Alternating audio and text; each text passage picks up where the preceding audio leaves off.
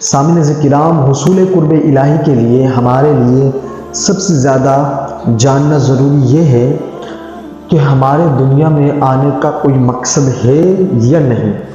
اگر مقصد ہے تو پھر وہ مقصد کون سا ہے؟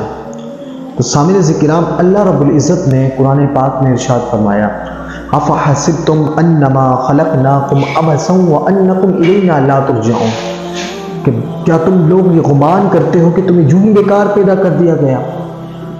اب یہاں پر جو ہے اللہ رب العزت نے اپنی مخلوق کو مخاطب کر کر فرمایا، اے میری مخلوق، اے میرے بندو، کیا تم یہ گمان کرتے ہو کہ تمہیں یوں ہی بیکار پیدا کر دیا گیا؟ کیا تمہیں ہماری جانب نہیں لوٹایا جائے گا؟ تو اس آیت مبارکہ سے یہ بات تو واضح ہو گئی کہ ہمیں بیکار پیدا نہیں کیا گیا۔ مزید ارشاد فرمایا، وما خلقنا السماء والارض وما بینہما باطلا ذلک ظن الذین کفروا، فرمایا ہم نے جو زمین و آسمان کے مابین چیزوں کو پیدا کیا، فرمایا اس کو بیکار سمجھنا صرف اور صرف کفار کا گمان ہو سکتا ہے۔ کیا فرمایا؟ اس کو صرف اور صرف کفار ہی بیکار سمجھ سکتے ہیں، مومن ایمان والا نہیں۔ جب ہمیں بیکار پیدا نہیں کیا گیا تو کس لیے پیدا کیا گیا؟ کھیل کود کے لیے پیدا کیا گیا؟ کہ سارا دن میچ کھیلنے کے لیے پیدا کیا گیا؟ یا سارا دن گیمز کھیلنے کے لیے پیدا کیا؟ یا آگے چلیں تو کیا غریبوں کا مال ہڑپنے کے لیے پیدا کیا؟ بھائیوں کا حق کھانے کے لیے پیدا کیا؟ کہ سب سے زیادہ ہمارے اچھے بنگلے ہوں، زمین جائیداد ہو، گاڑی ہو، اگرچہ حرام کما کر ہی کیوں نہ ہو، اس لیے پیدا کیا گیا؟ یا نمازوں کو چھوڑ کر دوستوں کے ساتھ گھومنے کے لیے پیدا کیا گیا؟ یا پھر عیاشیاں کرنے کے لیے پیدا کیا گیا؟ کس لیے پیدا کیا گیا؟ آئے قرآن پاک سے ہی پوچھ لیتے ہیں۔ تو قرآن پاک میں اللہ رب العزت نے فرمایا، وما خلقنا السماوات والارض وما بینہما لاعبین، کہ ہم نے زمین و آسمان کے مابین چیزوں کو جو پیدا کیا، اس کو بطور کھیل پیدا نہیں کیا۔ اب ایک اور بات واضح ہو گئی کہ ہمیں کھیل کے لیے پیدا نہیں کیا گیا، کھیلنے کودنے کے لیے۔ جب ورلڈ کپ چل رہا ہے، ایشیا کپ چل رہا ہے، PSL چل رہا ہے، اس کو دیکھو، نمازوں کو چھوڑ دو، اس لیے پیدا نہیں کیا گیا۔ اچھا ایک بات، اگر ہم لوگ، ہمارا مقصد کھانا پینا ہوتا تو مجھے ذرا بتائیں، ادنا سے ادنا درجے کا جانور، چیونٹی لگا لیں، ایک صرف جاندار چیز، چیونٹی کو دیکھ لیں، اس کا کھانا بھی چاروں طرف گھوم پھر کر مل جاتا ہے۔ وہ صبح نکلتی اپنی بل سے، ڈھونڈ پھر کر اپنا کھا کر بل میں گھس جاتی ہے۔ اس کا بھی مقصد یہ ہوتا ہے کہ کہیں نہ کہیں سے مجھے رزق مل جائے اور میں کھا لوں۔ ایک ادنا سے ادنی چیز کا مقصد بھی کھانا پینا۔ ایک بڑا ہاتھی جانور دیکھ لیں، ہاتھی کو دیکھ لیں، شیر کو دیکھ لیں، وہ بھی پیٹ بھر کر کھاتے ہیں اور ہم بھی پیٹ بھر کر کھاتے ہیں۔ ہم نے ان میں فرق کیا ہے جو ہمیں اشرف المخلوقات کہہ دیا گیا؟ قرآن نے کہا، کیا فرمایا؟ الذین وَلَقَدْ كَرَّمْنَا بَنِي آدَمَ وَحَمَلْنَاهُمْ فِي الْبَرِّ وَالْبَحْرِ وَرَزَقْنَاهُمْ مِنَ الطَّيِّبَاتِ وَفَضَّلْنَاهُمْ كَثِيرًا مِمَّا خَلَقْنَا تَفْضِيلًا، فرمایا ہم نے اولاد آدم کو بڑی عزتوں سے نوازا۔ فرمایا ہم نے ان کو زمین پر جانوروں پر سوار ہونے کی توفیق بخشی، اور سمندروں کے اندر کشتیوں پر سوار ہونے کی توفیق بخشی، اور ہم نے ان کو پاکیزہ رزقوں میں سے رزق عطا کیا، اور ہم نے جتنی بھی مخلوق بنائی، فرمایا ان کو خوب کثیر فضیلتوں سے نوازا۔ جب ہمیں اتنی فضیلت سے نوازا، ہمیں اشرف المخلوقات کہا گیا۔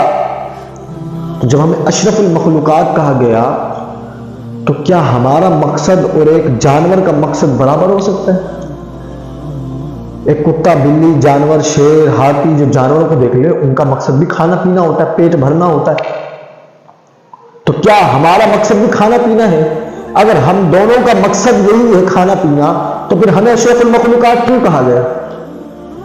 اگر ہمیں اتنی بڑی عزتوں سے نوازا، کوئی نہ کوئی مقصد عظیم تو ضرور ہوگا نا۔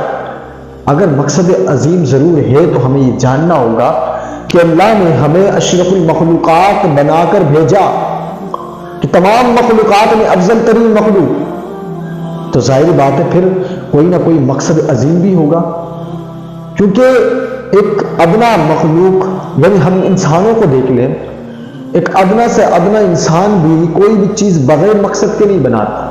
قلم کو دیکھ لیں، پینسل کو دیکھ لیں، وہ بھی کسی نہ کسی مقصد کے تحت بنائی جاتی ہے۔ تو جب ایک ادنا سے ادنا چیز انسان جو مخلوق ہے وہ بھی اپنے بغیر مقصد کے کوئی چیز نہیں بناتی، تو اللہ رب العزت جس نے پوری کائنات کو بنا دیا، کیا وہ بغیر مقصد کے بنائے گا؟ تو ضرور کوئی مقصد ہے۔ اگر مقصد ہے تو پھر وہ مقصد عظیم کون سا ہے یہ ہمیں جاننا ہوگا۔ تو اللہ رب العزت نے قرآن پاک میں فرمایا وَمَا خَلَقْتُ الْجِنَّ وَالْإِنسَ إِلَّا لِيَعْبُدُونِ، کہ ہم نے جن و انس کو فقط اپنی عبادت کے لیے پیدا کیا۔